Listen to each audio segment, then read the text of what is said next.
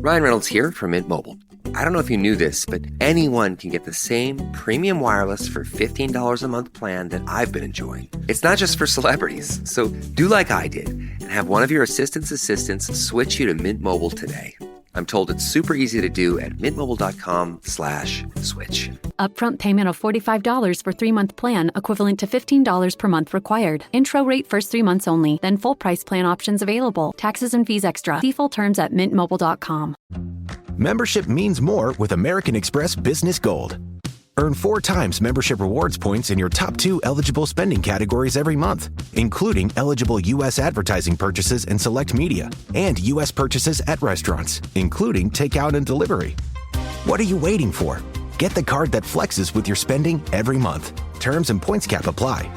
Learn more at americanexpress.com/business-gold. Amex Business Gold Card. Built for business by American Express.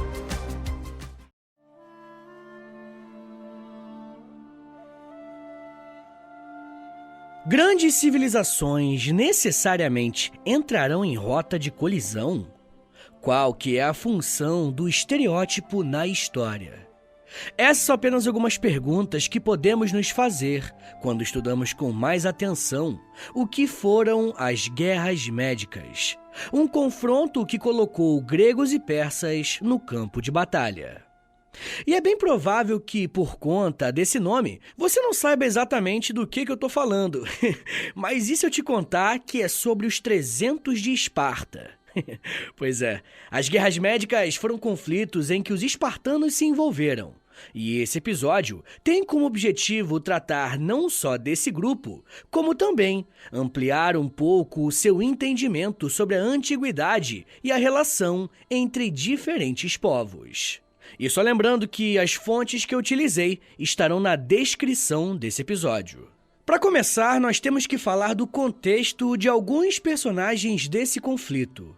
Antes das guerras médicas ocorrerem, o Império Persa estava sendo governado pelo rei Ciro II, mais conhecido como Ciro o Grande. Ele foi um líder persa muito poderoso, que expandiu o império, conquistando vários territórios na Ásia Ocidental e no Oriente Médio, incluindo a região da atual Turquia. Se você quiser conhecer um pouco mais sobre o Império Persa com mais detalhes, aqui no feed do História em Meia Hora tem um episódio inteiro sobre ele, desde a sua origem, crescimento, expansão e queda. Bem, durante o reinado de Ciro, muitas cidades-estado gregas na Ásia Menor, como Mileto, acabaram ficando sob o controle dos persas após perderem alguns conflitos. Porém, ao contrário de outros lugares que também pertenciam aos persas, as polis gregas tinham uma certa autonomia. Geralmente porque quem comandava o lugar era um líder local, mas que era indicado pelo próprio Ciro. Essa era uma forma importante do Império Persa ter uma garantia de que não existiriam revoltas. Mas é claro que, para os gregos, o ideal era que eles tivessem controle total dos seus territórios. Mesmo com a morte de Ciro II, o Império Persa conseguiu manter essa forma de governo e de dominação com os líderes que vieram depois dele. Foi Dário I que precisou lidar com uma série de conflitos com os povos gregos conquistados. Por estarem debaixo dessa relação, as cidades-estado gregas da Ásia Menor iniciaram uma revolta contra o domínio persa em 499 a.C. A cidade de Mileto liderou a revolta, buscando a sua independência. Após o início da revolta, algumas cidades-estado gregas do continente, como Atenas e Erétria, decidiram enviar apoio aos rebeldes gregos na Ásia Menor.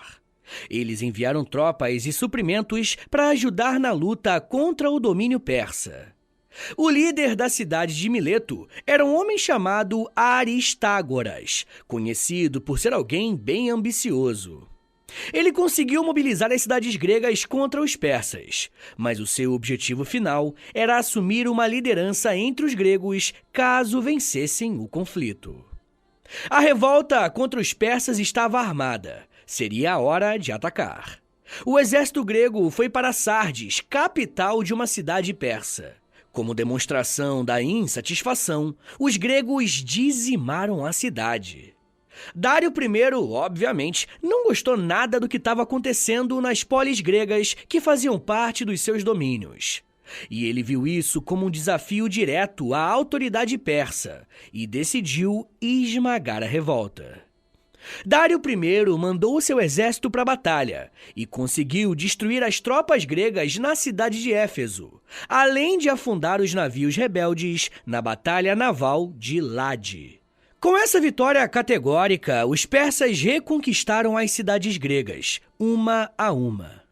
Eles derrotaram os jônios e em seguida venceram Mileto, dizimando parte da população na batalha e escravizando os sobreviventes que foram deportados para a Mesopotâmia.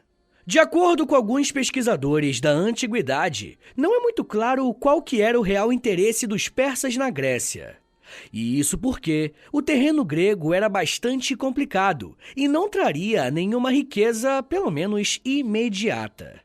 Uma das respostas possíveis era o controle dos mares e do comércio marítimo.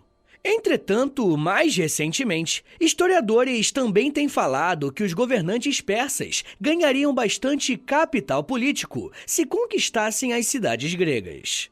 Era como se elas tivessem um status positivo naquela época, tá ligado? Mas a verdade é que a gente não tem certeza. Bom, mas esse ataque aconteceu no ano 499 a.C. E em 491, ainda antes de Cristo, Dário I enviou alguns mensageiros pelas ilhas do Mar Egeu e pela Grécia continental, exigindo terra e água como sinal de submissão dos gregos. Mas digamos que os gregos não receberam muito bem quem trouxe essa mensagem. Se você já assistiu o filme 300, você deve ter uma ideia do que aconteceu, né? De acordo com a mitologia grega, foi nesse momento que o Leônidas, o líder dos espartanos, gritou "This is Sparta". This is Sparta!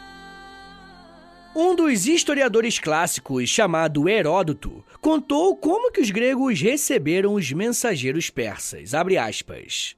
Em Atenas, eles foram lançados em um poço como criminosos comuns. Em Esparta, eles foram jogados em um poço e informados de que, se quisessem terra e água para o rei, era dali que deveriam obtê-las. Fecha aspas.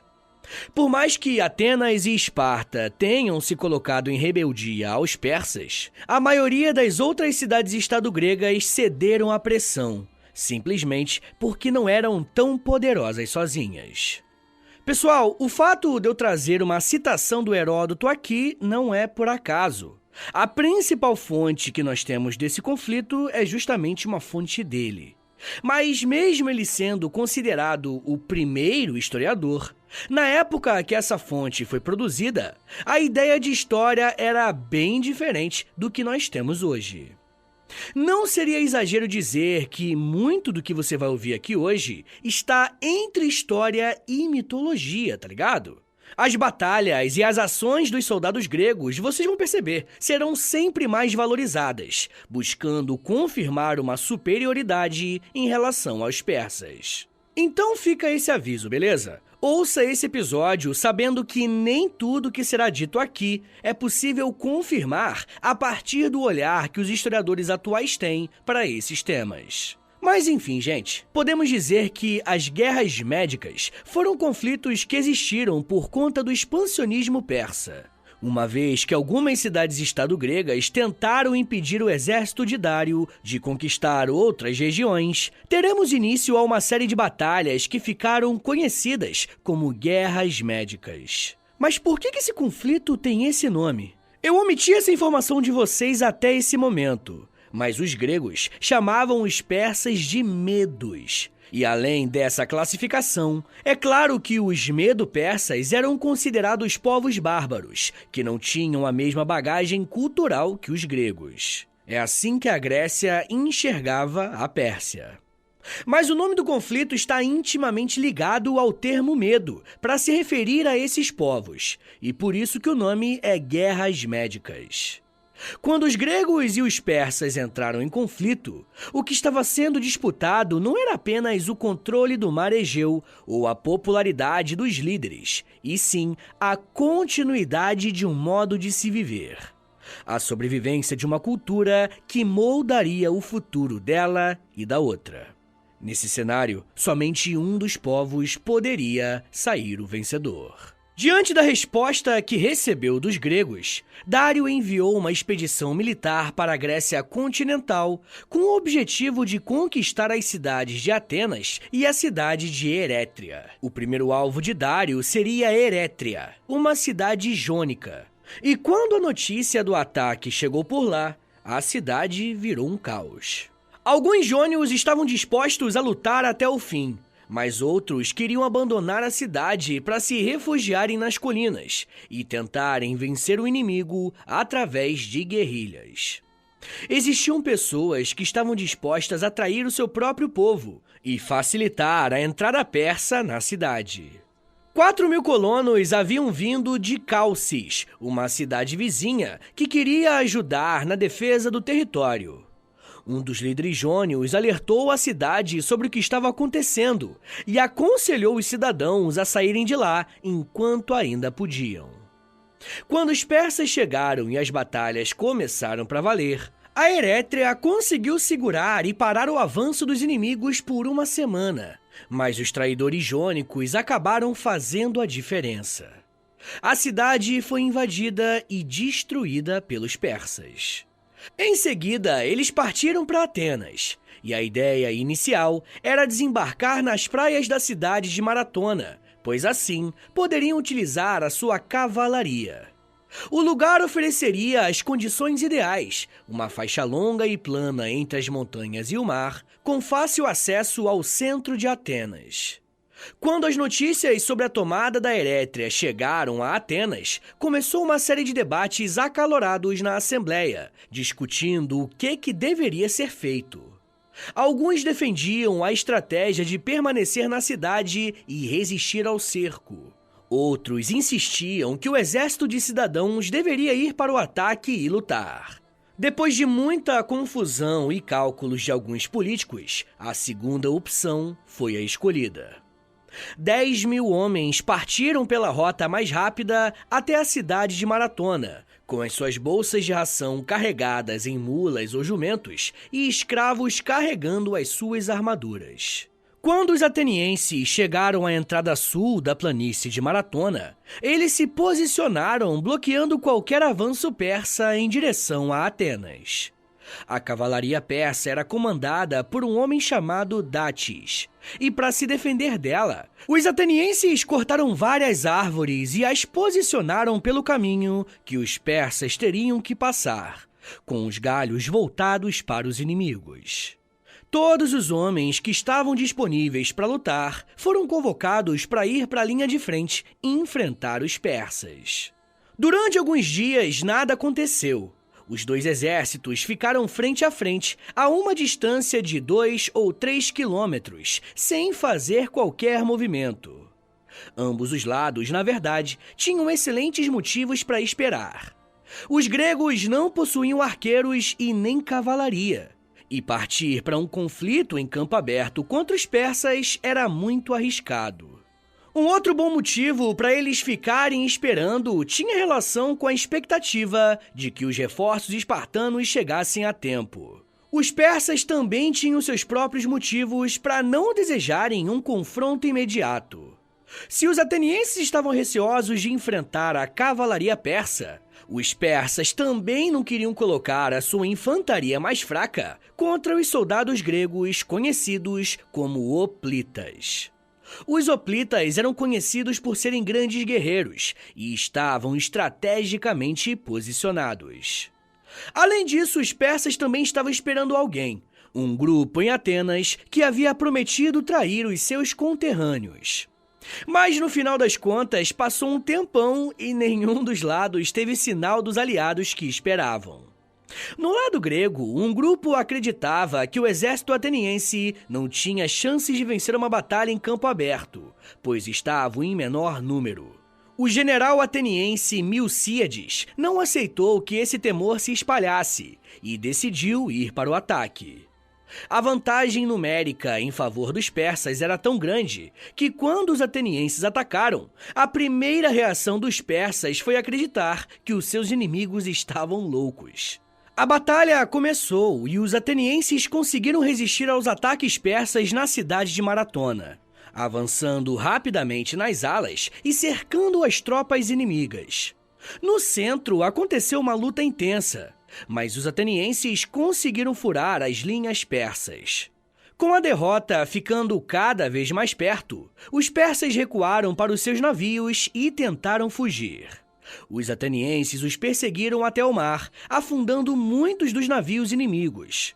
E é provável que mais ou menos 6.400 persas tenham sido mortos, enquanto os atenienses perderam pouco mais de 200 soldados.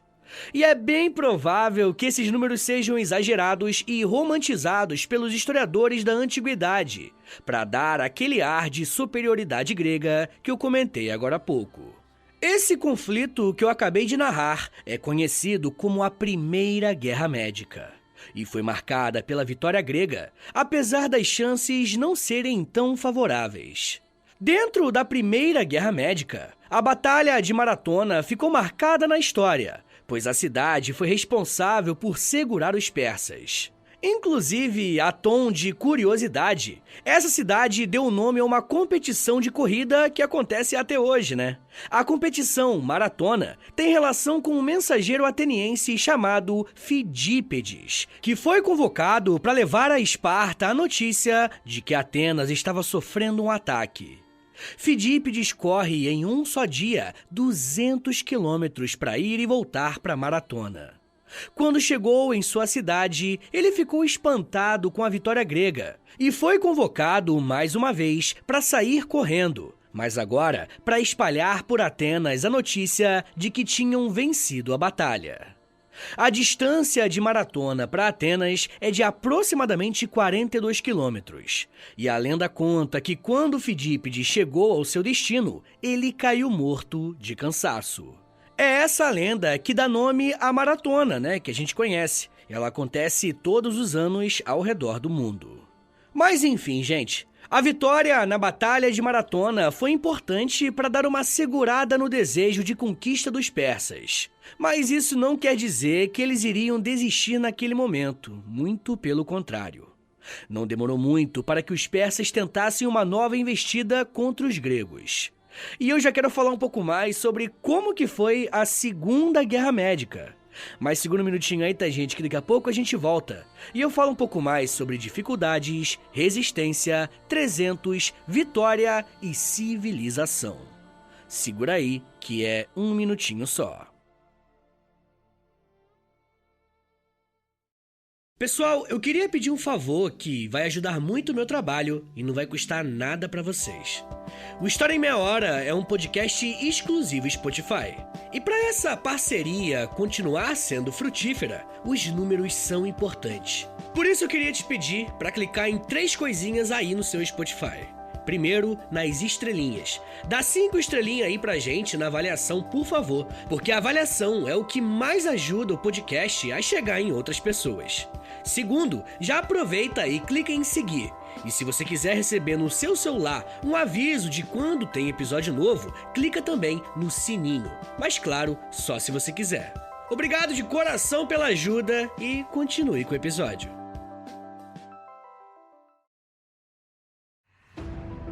This episode is brought to you by Peacock. The new Peacock original documentary, Matthew Perry, a Hollywood tragedy, dives deep into the beloved actor's rise to fame and his tragic death. 5 people, including Perry's personal assistant, 2 medical doctors, and an alleged Hollywood drug dealer known as the Ketamine Queen, were charged with conspiracy to illegally provide Perry with the ketamine. Explore the details of the case in this heartbreaking special, streaming now only on Peacock. This episode is brought to you by Indeed. When your computer breaks, you don't wait for it to magically start working again. You fix the problem. So why wait to hire the people your company desperately needs? Use Indeed's sponsored jobs to hire top talent fast. And even better, you only pay for results. There's no need to wait. Speed up your hiring with a $75 sponsored job credit at Indeed.com/podcast. Terms and conditions apply.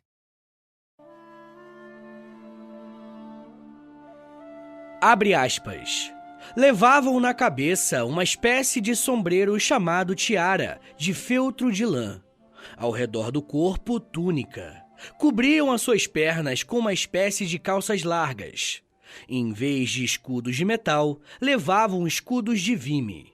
Lanças curtas, arcos grandes, flechas e punhais na cintura. Fecha aspas. O trecho que você acabou de ouvir é uma descrição grega dos exércitos persas liderados por Xerxes I, o filho de Dário I. Por mais que existisse uma espécie de racismo por parte dos gregos em relação aos persas, eles respeitavam e temiam seus inimigos. E isso fica claro em uma série de relatos da antiguidade. A vitória em Maratona tinha aumentado a moral do exército grego. Os soldados que estavam na batalha se tornaram lendas. E o otimismo era tão grande que o general Milcíades aproveitou a situação para expandir algumas posições, mas ele enfrentou uma oposição da elite ateniense. Após ser morto, ele foi substituído por um homem chamado Temístocles.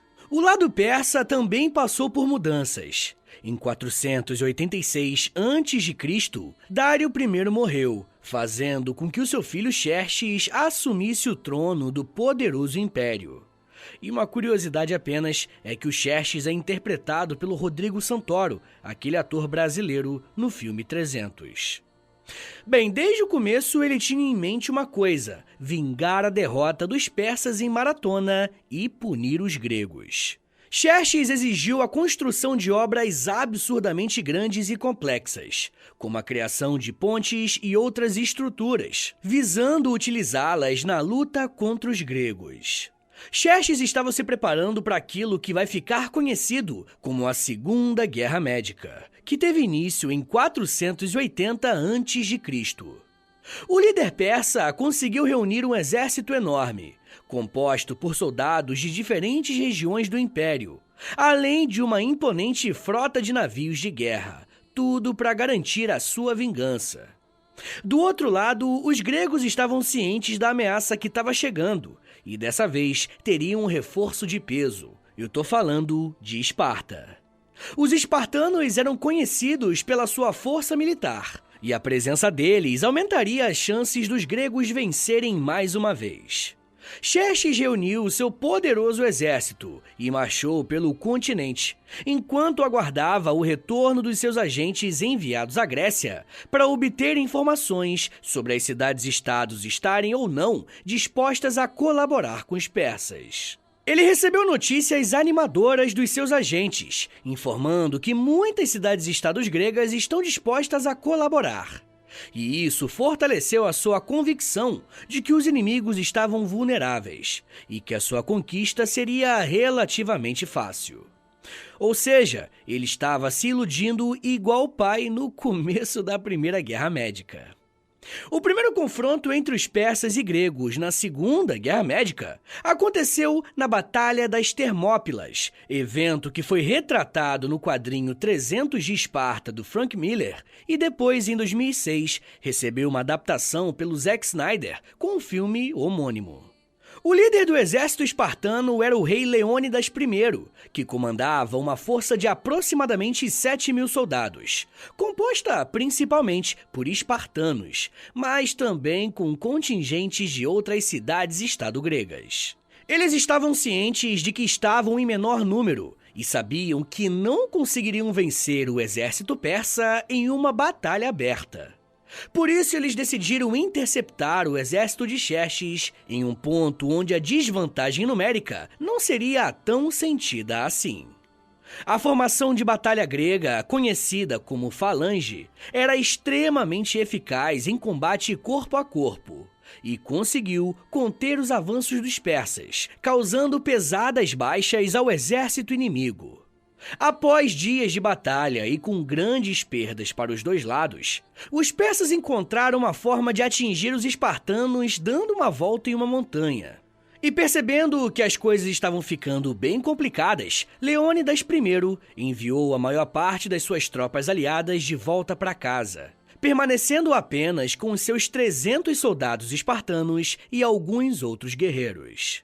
E, por incrível que pareça, esses poucos soldados conseguiram algo memorável. Os 300 de Esparta lutaram até a morte, causando grande estrago aos persas e atrasando significativamente o seu avanço. Mas, como era esperado, os persas venceram a batalha e avançaram em direção a outras partes da Grécia. Ainda em 480 a.C., ocorreu a Batalha de Artemísio, e depois da derrota de Leônidas, a frota grega decidiu se posicionar em Artemísio para enfrentar os persas, com o objetivo de atrasar mais uma vez o avanço inimigo em direção a Atenas. Um exército composto por indivíduos de diversas cidades-estado estava sob o comando geral de Euribíades, um espartano. E do outro lado, a armada persa era liderada pelo almirante Ariamenes, o irmão de Xerxes, que estava mais uma vez com um número maior de navios e soldados. Durante a batalha, as forças gregas enfrentaram dificuldades diante da superioridade numérica persa, mas eles conseguiram resistir aos ataques iniciais. Os gregos usaram táticas defensivas, aproveitando seu conhecimento das águas locais e do próprio terreno, para compensar a sua desvantagem. A batalha foi interrompida por uma violenta tempestade que atingiu a região, e os gregos conseguiram se aproveitar dessa condição adversa, enquanto a frota persa sofreu bastante, perdendo muitas embarcações. Apesar do sucesso relativo na Batalha de Artemísio, as notícias da derrota dos gregos na Batalha das Termópilas chegaram, sendo necessária uma reavaliação da situação. Os líderes gregos decidiram então recuar para Salamina, onde travariam uma batalha naval final contra os persas. A cidade de Tebas, que inicialmente havia colaborado com os persas, mudou de lado e se juntou à causa grega. O exército persa avançou sem muita dificuldade, destruindo tudo que vinha pela frente, até que se depararam com os atenienses nas águas estreitas entre Salamina e o continente. Xerxes I tinha à sua disposição aproximadamente 800 navios de guerra, mais que o dobro de navios dos gregos. Mas essa vantagem numérica, mais uma vez, não se traduziu em uma vitória fácil. As águas estreitas de Salamina eram desfavoráveis para a manobra das grandes embarcações persas. De certa forma, o que os gregos fizeram no Mar Egeu era algo parecido com o que Leônidas tinha feito nas Termópilas, usar um espaço pequeno para tirar a vantagem numérica do inimigo. Com as suas embarcações mais leves e manobráveis, os gregos conseguiram atacar os persas utilizando táticas de emboscada e confrontos em espaços mais restritos, garantindo uma excelente vitória. Os persas tiveram muitos navios afundados e saíram de Salamina humilhados. Após a vitória grega na Batalha de Salamina, as cidades-estado gregas se uniram para lutar contra os persas em terra. Em 479 a.C., na cidade de Beócia, foi travada a Batalha de Plateias. O exército grego, nesse momento, era composto por uma coalizão de cidades-estado, incluindo Esparta, Atenas, Tebas e Mégara, e outras cidades menores. A batalha começou com ataques da cavalaria persa, mas os soldados gregos usaram, mais uma vez, a estratégia das falanges e resistiram aos ataques, conseguindo manter as suas posições. A Grécia enviou alguns soldados para atacar a ala esquerda persa por trás, enquanto as tropas gregas continuavam resistindo à frente. Essa manobra pegou os persas de surpresa e causou pânico nas linhas de combate, deixando a tropa completamente desorientada. Os gregos aproveitaram a confusão e avançaram e esmagaram as tropas inimigas. Com mais essa derrota, as forças de Xerxes estavam completamente abaladas. A última grande batalha das Guerras Médicas aconteceu ainda em 479 a.C., na região de Mycale, por onde as tropas persas restantes fugiram depois da derrota que eu acabei de descrever. Os líderes gregos, sabendo da importância de uma vitória naval para garantir a vitória final, decidiram confrontar os persas em Mícale. A frota grega era formada por 110 navios e saiu de Delos comandada por Leutíquides de Esparta e Xantipo de Atenas. Eles tinham a missão de, mais uma vez, sobrepor a superioridade numérica da frota persa, composta por aproximadamente 200 embarcações. A batalha começou em alto mar, e mais uma vez o lado grego se mostrou muito mais preparado para esse tipo de combate. Usando as suas lanças e flechas, eles conseguiam causar um bom estrago nas frotas inimigas. A resistência persa foi se enfraquecendo diante dos gregos.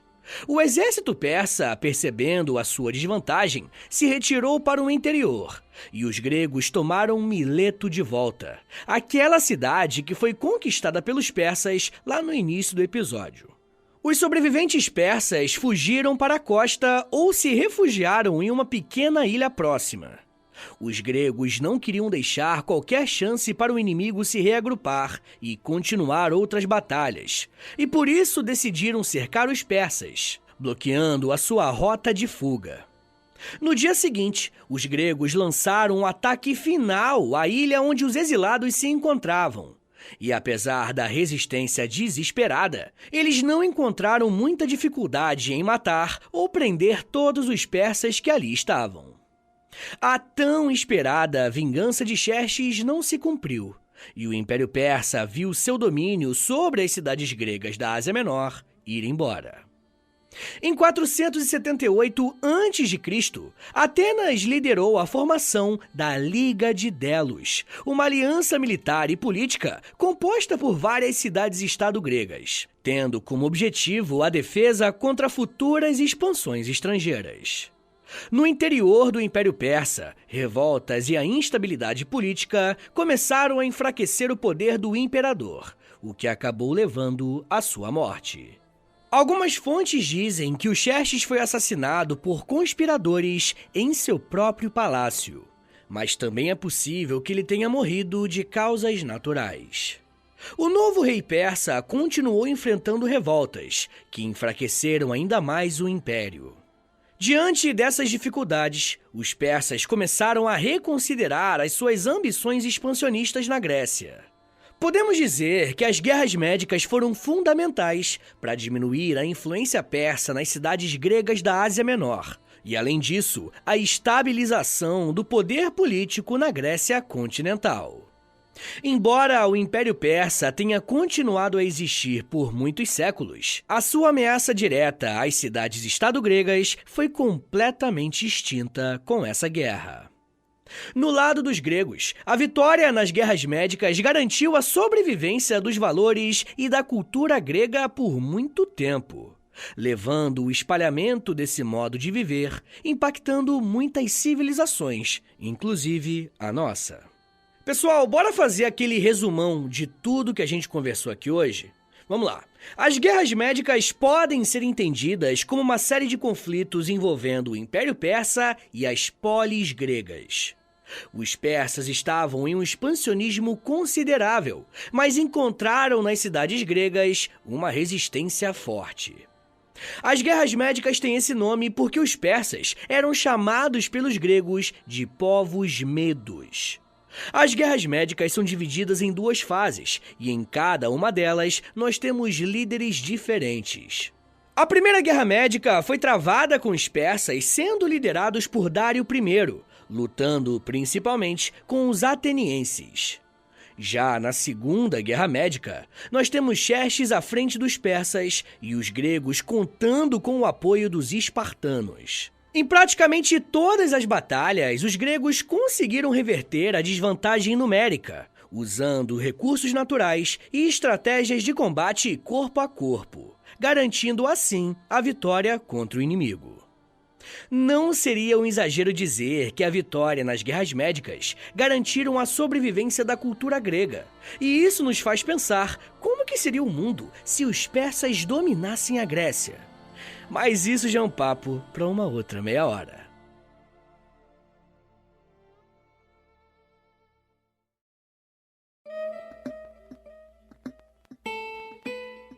Senhores, muito obrigado por terem vindo até aqui. Meu nome é Vitor Soares, eu sou professor de História. E você acabou de ouvir o História em Meia Hora. E, rapaziada, dá uma moralzinha aí, compartilha esse episódio, por favor. Posta nos stories do Instagram, e aí me marca no @História em Meia Hora. Ou você pode também postar no Twitter, e aí você me marca no @H30podcast, que aí eu já te mando uma mensagem agradecendo, tá bom? Se você gosta do História em Meia Hora, se você quer ver esse podcast por muito tempo de pé ainda, toda quarta e todo sábado, lançando episódio novo, bonitinho, dá uma chance pro nosso Apoia-se, rapaziada. Por favor, entre em apoia.se/História em Meia Hora, porque lá tem quase 100 episódios exclusivos pra quem apoia. E claro, né, quando você apoia hoje, você tem acesso a todos eles. E todos os que vão sair enquanto você for apoiador, tá bom? Também tem Clube do Livro, tem conteúdo diário no Instagram, depende do nível lá, né, do plano que você assinar lá no Apoia-se, beleza? Mas claro, né, eu só quero que você assine caso você queira e possa ajudar, tá bom?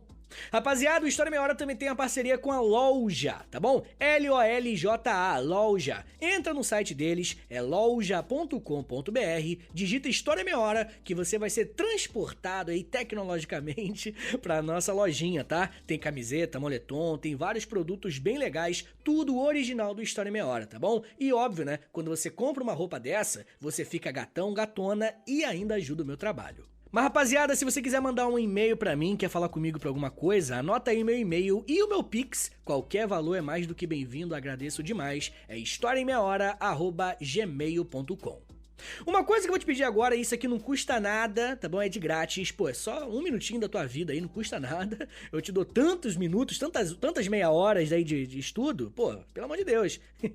Dá uma moralzinha aí, clica no perfil do Spotify, aí do História em Meia Hora, clica em 5 estrelinhas, pra você avaliar o nosso podcast em 5 estrelinhas, depois você clica em seguir, e por último você clica no sininho, que o sininho vai enviar uma notificação pro seu celular quando tiver episódio novo. Eu também quero te convidar a conhecer o meu outro podcast, é o História pros Brother, que eu faço com Alexandre Níquel. Também é de história, mas é mais de humor, hein? Pelo amor de Deus. É uma pegada um pouco diferente daqui, tá bom?